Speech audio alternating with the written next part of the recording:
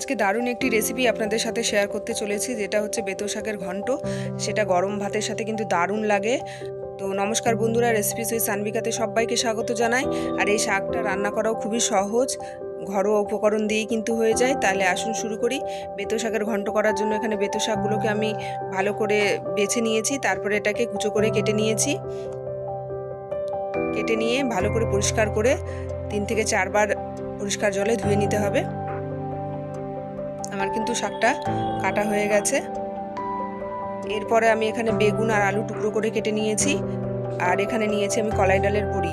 তো আমি কড়াইয়ের মধ্যে সর্ষের তেল দিয়ে দিলাম, তেল দিয়ে বড়িগুলোকে ভেজে নিচ্ছি। এই রেসিপিটা দারুণ লাগে খেতে, আর গরম ভাতের সাথে তো অসাধারণ লাগে খেতে। আর শীতকালে এই শাকটা পাওয়া যায়।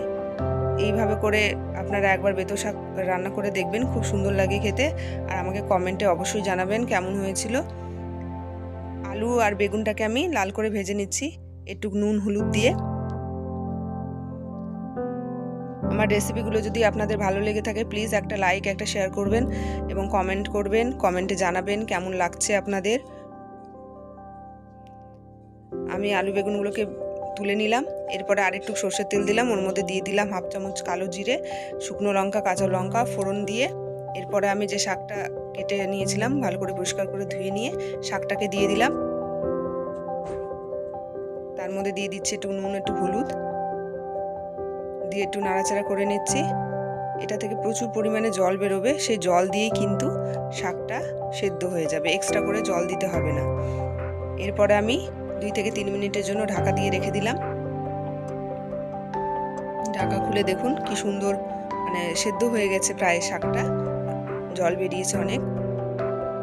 এরপরে দিয়ে দিচ্ছি 1/2 চামচ মতো আদা বাটা আর 1/2 চামচ মতো জিরে গুঁড়ো, 1/2 চামচ চিনি। চিনিটা অপশনাল, আপনারা দিতেও পারেন নাও দিতে পারেন। তারপরে ভাজা বেগুন আলু এবং বড়িটাকে দিয়ে দিলাম। একটু নাড়াচাড়া করে নিয়ে আবারও আমি এটাকে ঢেকে দেব। 2 থেকে 3 মিনিটের জন্য আবারও ঢেকে দিলাম। দেখুন কি সুন্দর বেগুনগুলোও গলে গেছে, আলুগুলোও সেদ্ধ হয়ে গেছে, বড়িগুলোও খুব সুন্দর সেদ্ধ হয়ে গেছে। আমার কিন্তু বেতো শাকের রেসিপি হয়ে গেছে রেডি। এটাকে সার্ভ করে দিচ্ছি। আপনাদের যদি রেসিপিটা ভালো লেগে থাকে প্লিজ একটা লাইক দেবেন, আমার সঙ্গে থাকবেন।